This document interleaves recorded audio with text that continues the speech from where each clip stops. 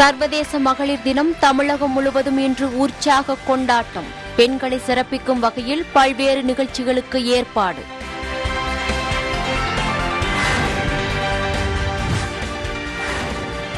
கூட்டுறவு சங்கங்களில் நகைக்கடன் தள்ளுபடி செய்ய அனுமதிக்கப்பட்ட அனைத்து நபர்களின் விவரங்களை தணிக்கை செய்ய உத்தரவு.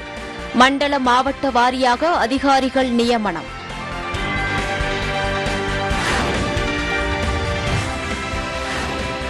தமிழகத்தின் பல்வேறு பகுதிகளில் காலை 8 மணி வரை கடும் பனிமூட்டம்.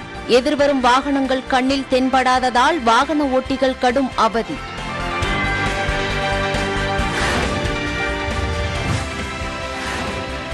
தென் தமிழகம் மற்றும் மேற்கு தொடர்ச்சி மலையை ஒட்டிய மாவட்டங்களில் இன்று மழைக்கு வாய்ப்பு. சென்னை வானிலை ஆய்வு மையம் தகவல்.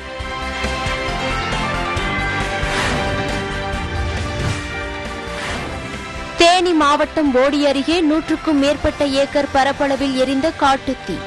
அரிய வகை மரங்கள், செடிகள் தீயில் கருகி நாசம்.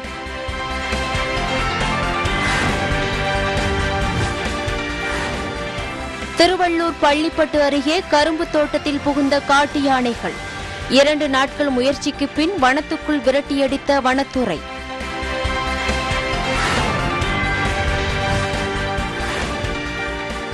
கன்னியாகுமரி மண்டைக்காடு பகவதி அம்மன் கோவிலில் நடைபெற்ற தீவட்டி ஊர்வலம். திரளான பக்தர்கள் சுவாமி தரிசனம்.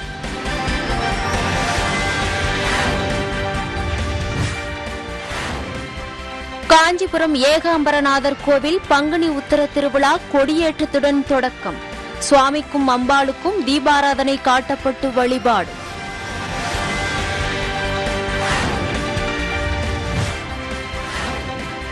உசிலம்பட்டி அருகே குப்பைகளை உரமாக மாற்ற அமைக்கப்பட்ட கிடங்கில் குப்பைகள் எரிக்கப்படுவதாக புகார். விவசாயம் பாதிக்கப்படுவதாக விவசாயிகள் வேதனை.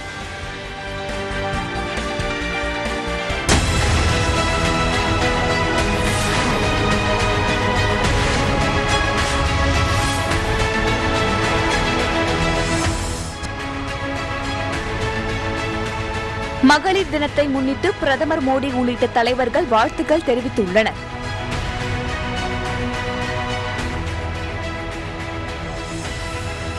இந்தியாவில் கடந்த 24 மணி நேரத்தில் புதிதாக 3993 பேருக்கு கொரோனா தொற்று உறுதி செய்யப்பட்டுள்ளது.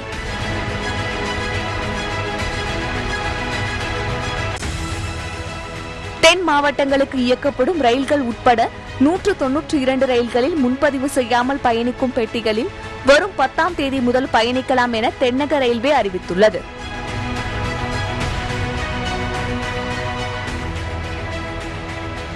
ரஷ்யாவில் இருந்து கச்சா எண்ணெய் இறக்குமதிக்கு தடை விதிப்பது குறித்து அமெரிக்கா ஆலோசனை நடத்தி வருகிறது.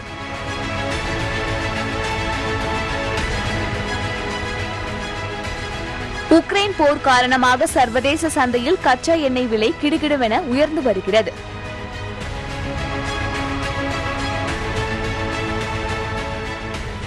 மஸ்கட் நகரில் புதிதாக மெட்ரோ ரயில் போக்குவரத்து சேவை தொடங்க முடிவு செய்யப்பட்டுள்ளதாக ஓமன் வீட்டு வசதி மற்றும் நகர்ப்புற மேம்பாட்டு அமைச்சகம் தெரிவித்துள்ளது.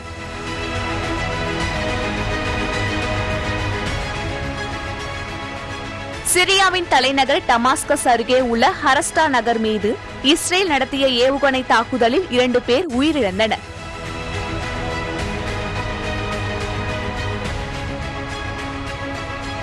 ஐக்கிய அரபு அமீரகத்தில் கொரோனா பரவல் குறைந்து வரும் நிலையில் அபுதாபி சர்வதேச விமான நிலையத்திற்கு வரும் வெளிநாட்டு பயணிகளுக்கு PCR பரிசோதனை கிடையாது என எதிகாட் விமான நிறுவனம் அறிவித்துள்ளது.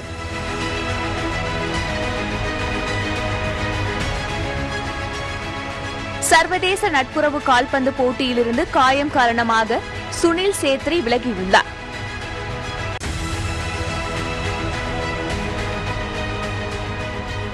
சர்வதேச துப்பாக்கிச் சுடுதல் விளையாட்டு சம்மேளனத்தின் உலக கோப்பையில் இந்தியா 4 தங்கம் வென்று முதலிடத்தில் உள்ளது.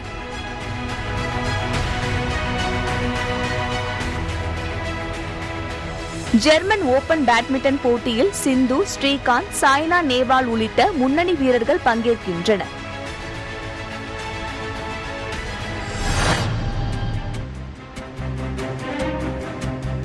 உலக மகளிர் தினத்தை முன்னிட்டு செங்கல்பட்டு மாவட்ட மாமல்லபுரம் புராதன சின்னங்களை இன்று ஒருநாள் மட்டும் சுற்றுலா பயணிகள் நுழைவு கட்டணமின்றி இலவசமாக கண்டுகளிக்கலாம் என்று தொல்லியல் துறை அறிவித்துள்ளது.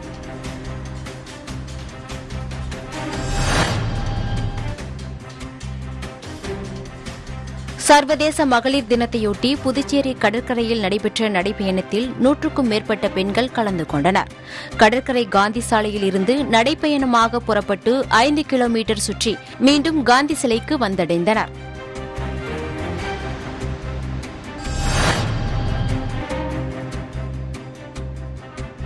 சர்வதேச மகளிர் தினத்தை ஒட்டி புதுக்கோட்டையில் சமூக நலத்துறை மற்றும் சென்ட்ரல் ரோட்டரி சங்கம் இணைந்து பாலின சமத்துவ விழிப்புணர்வு மினி மாரத்தான் போட்டியை நடத்தினர்.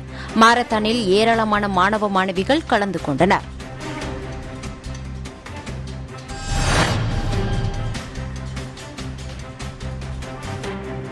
கூட்டுறவு சங்கங்களில் கொடுக்கப்பட்டுள்ள நகைக்கடன் தொடர்பாக தணிக்கை செய்ய மண்டல மாவட்ட வாரியாக அதிகாரிகளை நியமித்து தமிழக அரசு உத்தரவு பிறப்பித்துள்ளது. கூட்டுறவு நிறுவனங்களில் 40 கிராம் வரை பெறப்பட்ட நகைக்கடன்கள் தள்ளுபடி செய்து ஏற்கனவே அறிவிப்பு வெளியிட்டுள்ள நிலையில் நகைக்கடன் தள்ளுபடி செய்ய அனுமதிக்கப்பட்ட அனைத்து நபர்களின் விவரங்களை தணிக்கை செய்ய உத்தரவிடப்பட்டுள்ளது. நகர கூட்டுறவு, மாவட்ட கூட்டுறவு, தொடக்க வேளாண்மை கூட்டுறவு வங்கிகளில் நகைக்கடன் பெற்றவர்களின் விவரங்கள் சிறப்பு தணிக்கை செய்யப்படும். 13.5 லட்சம் பேர் நகைக்கடன் பெற தகுதியானவர்கள் என நிர்ணயம் செய்யப்பட்டுள்ள நிலையில் வரும் 18ஆம் தேதி இந்த தணிக்கை நிறைவு பெற உள்ளது. நகை தணிக்கை நிறைவு பெற்ற பிறகு நகை உரிமையாளரிடம் நகைகள் வழங்கப்படும் என கூட்டுறவுத்துறை தகவல் தெரிவித்துள்ளது.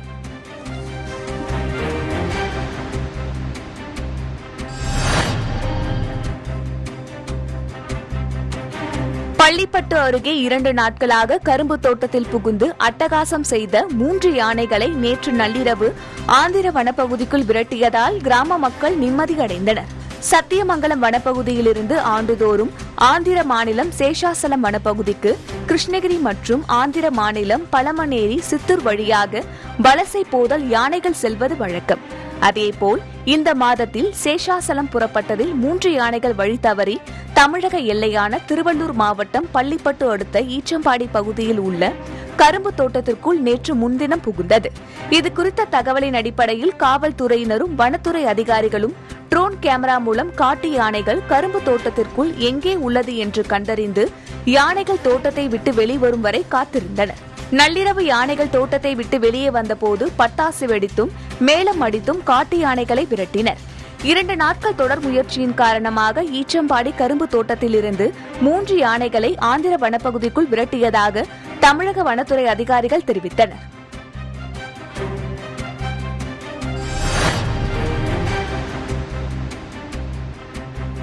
காஞ்சிபுரம் ஏகாம்பரநாதர் சுவாமி திருக்கோவில் பங்குனி உத்திர திருக்கல்யாண திருவிழா கொடியேற்றத்துடன் தொடங்கியது. கொடியேற்றத்தை முன்னிட்டு திருக்கோவில் சிவாச்சாரியார்கள் கொடிமரத்திற்கு சிறப்பு பூஜை நடத்தி கொடியினை ஏற்றினர். இதனைத் தொடர்ந்து ஏலவார் குழலி அம்மனுக்கும் ஏகாம்பரநாதர் சுவாமிக்கும் சிறப்பு தீபாராதனைகள் நடைபெற்றன.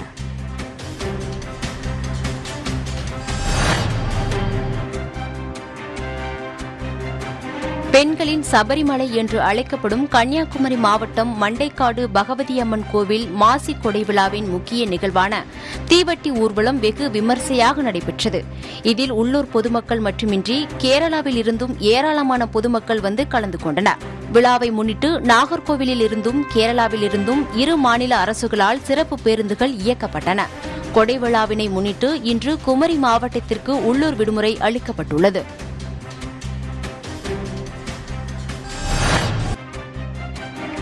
செங்கல்பட்டு மற்றும் சுற்றுவட்டார பகுதிகளில் காலை 8 மணி வரை நிலவிய பனிமூட்டத்தால் வாகன ஓட்டிகள் கடும் சிரமத்துக்கு ஆளாகினர். சாலையோரத்தில் இருக்கும் மரங்கள், ஆற்றுப்பாலம், ரயில்வே பாலம் உள்ளிட்டவை தெளிவாக கண்ணுக்கு தெரியாததால் பேருந்து, லாரி உள்ளிட்ட வாகனங்கள் மெதுவாக செல்ல நேரிட்டது.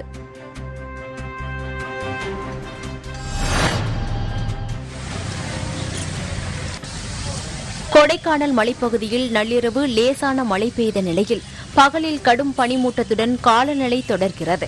திண்டுக்கல் மாவட்டம் கொடைக்கானல் மலைப்பகுதிகளில் நேற்று முதல் வெயிலின் தாக்கம் குறைந்து லேசான பனிச்சாரல் விழுந்தது. காலை முதல் கடும் மேகமூட்டம் சூழ்ந்து காலநிலை மாறியுள்ளது. மேகமூட்டங்கள் அதிக அளவில் சூழ்ந்துள்ளதால் குளிரும் அதிகரித்துள்ளது. மழைக்கால மேகமூட்ட சூழலை சுற்றுலாப் பயணிகள் அனுபவித்து மகிழ்ந்து வருகின்றனர்.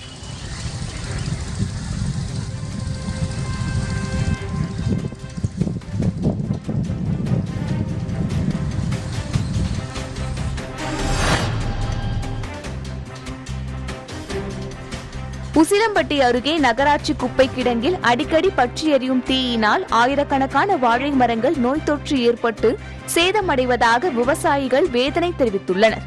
மதுரை மாவட்டம் உசிலம்பட்டி அருகே உத்தப்ப நாயக்கனூரில் குப்பைகளை உரமாக மாற்றும் பணிக்காக அமைக்கப்பட்ட கிடங்கில் இதுநாள் வரை உரமாக்கும் பணிகள் தொடங்கப்படாமல் குப்பைகளை தீ வைத்து எரிப்பதாக புகார் எழுந்துள்ளது. தொடர்ந்து எரிந்து கொண்டிருக்கும் குப்பைகளில் இருந்து வெளியே வரும் புகை அருகில் உள்ள விவசாய நிலங்களில் உள்ள ஆயிரக்கணக்கான வாழை மரங்களை பாதிப்பதாக அப்பகுதி விவசாயிகள் வேதனை தெரிவித்துள்ளனர். வருஷம் அந்த குப்பைகளை கொட்டி அதை உரமாக பிரிக்கிறோம்னு சொல்லி அந்த குப்பை கிடங்கு ஆரம்பிச்சது இப்போ அந்த குப்பையை பிரிக்கிறதுக்கான எந்த மிஷினும் வர கிடையாது. வருஷம் தீய வச்சு விட்றாங்க. தீய வச்சு விட்டு என்ன பண்ணுறாங்க, தீய வச்சதுக்கப்புறம் பூரா கறி போனதுக்கப்புறம் ஒதுக்கி விட்டு திரும்ப குப்பையில் போட்டிருக்காங்க. அந்த குப்பைகளை ஆஸ்பத்திரி கழிவு என்னென்ன கழிவு நகராட்சியில் ஏற்படுற கழிவுகளும் போட இங்கே எங்களுக்கு வராத சீக்குகள்லாம் வந்துட்டு இருக்கு. ஆடு மாடுகள்லாம் வச்சு மேய்க்க முடியல, கோழியில் வளர்க்க முடியல, நாங்களும் சுவராட்சியமாக வாழ முடியல.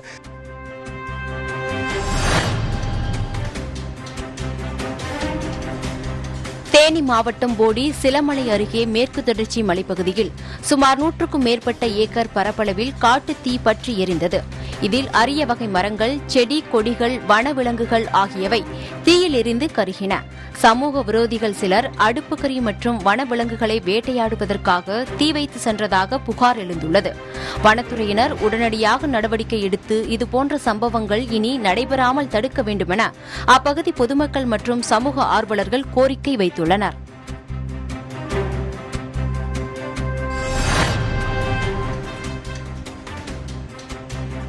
ராமநாதபுரம் மாவட்டம் ராமேஸ்வரம் அடுத்துள்ள பிரபன் வலசை பகுதியில் வானம் வழக்கத்தை விட செந்நிறத்தில் காட்சியளித்தது. ரம்யமாக காட்சியளித்த செவ்வானத்தினை பொதுமக்கள், சுற்றுலா பயணிகள் பலரும் வியப்புடன் பார்த்து ரசித்தனர். மேலும் அவ்வழியே சென்ற வாகன ஓட்டிகள் புகைப்படங்கள் எடுத்து மகிழ்ந்தனர்.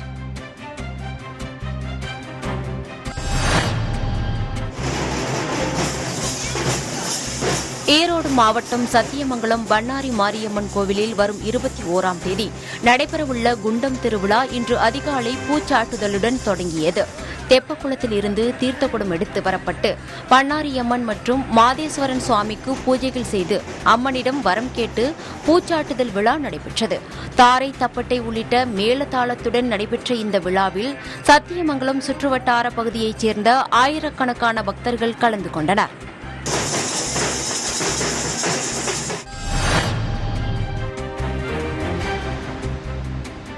திண்டுக்கல் மாவட்டம் மேற்கு தொடர்ச்சி மலையில் உள்ள பெத்தேல்புரம் கிராமத்தில் கடந்த 2 தினங்களுக்கு முன் புகுந்த ஒற்றை யானை அங்குள்ள நியாய விலைக் கடையை உடைத்து அங்கிருந்த அரிசி மற்றும் பருப்பு வகைகளை தின்றது. அதன்பின் மீண்டும் ஊருக்குள் நுழைய முயன்ற யானையை ஒட்டன்சத்திரம் வனச்சரகத்திற்கு உட்பட்ட 10 பேர் கொண்ட வனத்துறையினர் வனப்பகுதிக்குள் விரட்டியடிக்கும் பணியில் ஈடுபட்டு வருகின்றனர்.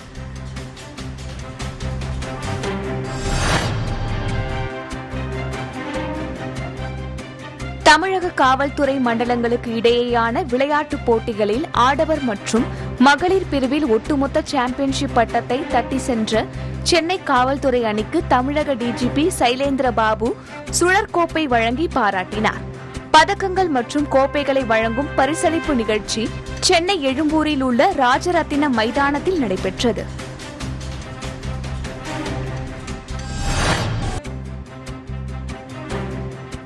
மன்னார் வளைகுடா மற்றும் அதனை ஒட்டியுள்ள பகுதியில் நிலவும் வளிமண்டல மேலடுக்கு சுழற்சி காரணமாக தென் தமிழகம் மற்றும் மேற்கு தொடர்ச்சி மலையை ஒட்டிய மாவட்டங்களில் ஓரிரு இடங்களில் இன்று லேசானது முதல் மிதமான மழை பெய்யக்கூடும் என வானிலை ஆய்வு மையம் தெரிவித்துள்ளது.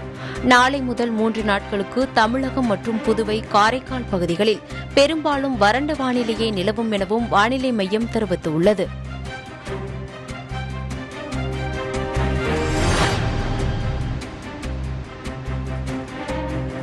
சென்னையில் 22 கேரட் ஆபரண தங்கம் சவரனுக்கு 408 ரூபாய் குறைந்து 40,160 ரூபாய்க்கு விற்பனை செய்யப்பட்டு வருகிறது.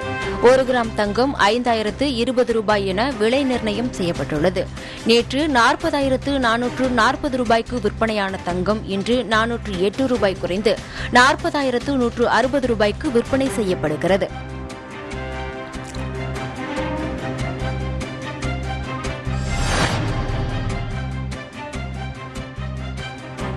நீலகிரி மாவட்டம் பந்தலூர் அருகே உள்ள பொன்னானி பகுதியில் மாவட்ட அளவிலான கபடி போட்டிகள் நடைபெற்றன. மாவட்டம் முழுவதிலும் இருந்து 62 அணிகள் இந்த போட்டிகளில் பங்கு பெற்றன. பகல் இரவாக நடத்தப்பட்ட இந்த போட்டியில் முதலிடத்தை தேவாலா அணியும் 2வது இடத்தை ஓவேலி அணியும் பிடித்தனர். நீலகிரி ஆதிவாசி முன்னேற்ற சங்கத்தின் சார்பாக பழங்குடியின இளைஞர்களை உள்ளடக்கிய அணி சிறப்பாக விளையாடி 3வது இடத்தை பிடித்தது.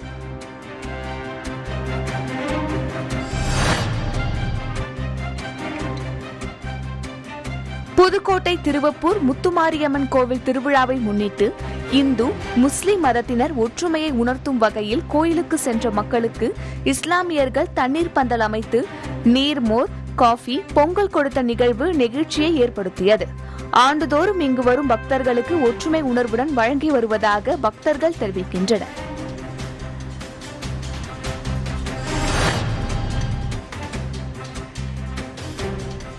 மதுரை மத்திய சிறையில் கைதிகளால் விளைவிக்கப்பட்ட தர்பூசணி பழங்கள் சிறை அங்காடி மையத்தில் விற்பனைக்காக வைக்கப்பட்டுள்ளன.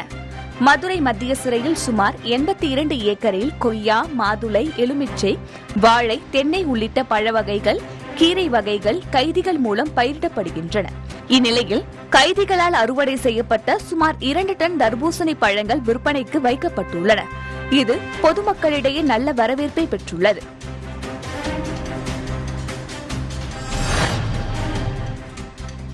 திருவள்ளூர் மாவட்டம் திருத்தணி சித்தூர் சாலையில் உள்ள மரப்பட்டறை ஒன்றில் திடீரென தீ விபத்து ஏற்பட்டது. தகவல் அறிந்து வந்த தீயணைப்புத் துறையினர் 2 மணி நேர போராட்டத்துக்கு பின் தீயை அணைத்தனர். விபத்தில் 15 லட்சம் மதிப்பிலான மரப்பொருட்கள் எரிந்து சேதமாயின. இதுகுறித்து வழக்கு பதிவு செய்த போலீசார் விசாரணை மேற்கொண்டு வருகின்றனர்.